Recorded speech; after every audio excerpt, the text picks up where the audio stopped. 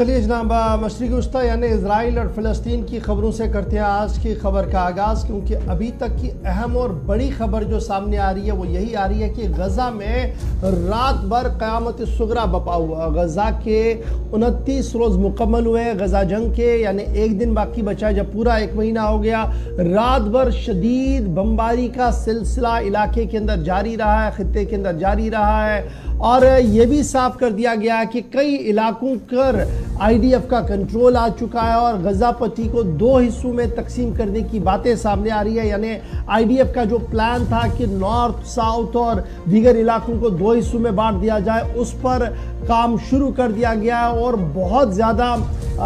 حملے جو ہے وہ رات بھر دیکھنے کو ملے ہیں۔ نہتے شہریوں پر اسرائیل کی ایک رات میں تقریباً 2500 کے قریب حملے کیے گئے ہیں اور مرنے والوں کی تعداد میں بھی مسلسل اب اضافہ دیکھنے کو مل رہا ہے۔ لگاتار جو ہے وہ فائرنگ رات بھر ہوئی ہے اور اس فائرنگ کی وجہ سے بمبارڈمنٹ جو ہوا ہے اس کی وجہ سے رات بھر غزہ کے اندر قیامت صغریٰ بپا ہوئی ہے، جس کی وجہ سے مرنے والوں کی تعداد بھی لگاتار بڑھ سکتی ہے۔ اسرائیلی فورسز کی طرف سے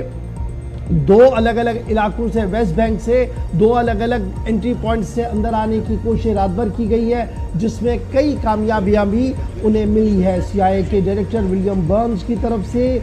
یہ بھی اطلاعات سامنے آ رہی ہے کہ وہ مڈل ایسٹ کے طوفانی دورے پر اس وقت آ چکے ہیں، لیکن اسرائیل جو اس وقت کی ایک بڑی خبر سامنے آ رہی ہے کہ فلسطینی عوام پر اسرائیل نے ایک بار پھر تقریباً 2500 حملے رات بھر کیے ہیں اور اسرائیلی حملوں میں مرنے والوں کی تعداد جو ہے وہ تقریباً 200 سے زیادہ پہنچ چکی ہے۔ یعنی رات بھر جو مرنے والوں کی تعداد ہے، مختلف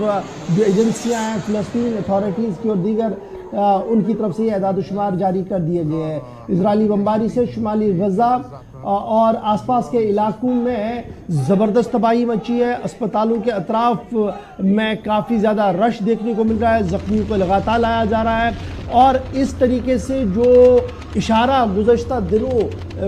نتنیاہو کی طرف سے دیا گیا تھا، اسرائیل کے وزیر اعظم کی طرف سے دیا گیا تھا، وہ صاف ہوتا ہوا نظر آ رہا ہے، کیونکہ ان کا ماننا تھا کہ آنے والے دنوں میں مزید کارروائی میں شدت ہوگی۔ اور آپ کو یاد ہوگا کہ اینٹونی بلنکن جب اس خطے کے دورے پر تھے، اس علاقے کے دورے کے اندر تھے، تو اس کے بعد بھی جو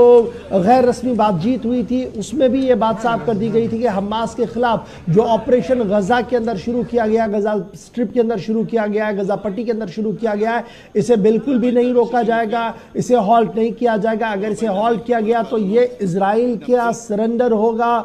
حماس کے تئیں، اور ایسا بالکل بھی ممکن نہیں ہے۔ ایک طرف سے یہ ہے، دوسری طرف سے آئی ڈی ایف کے افواج اور اسرائیلی حکومت لگاتار یہ بھی صاف کر رہی ہے کہ جناب یہ معاملہ تب تک شدت اختیار کرتا رہے گا جب تک ان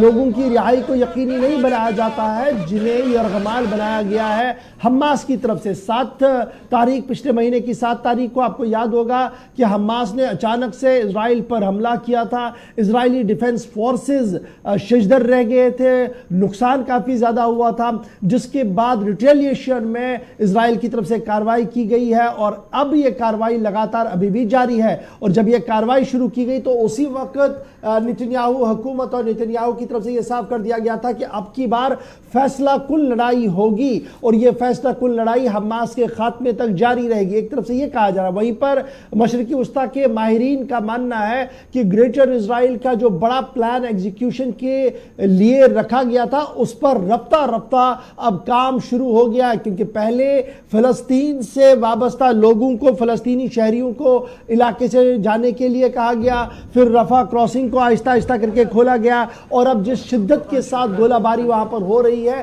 تو وہ دن دور نہیں جب ایک گریٹر اسرائیل کا پلان بھی ایگزیکیوٹ ہو جائے۔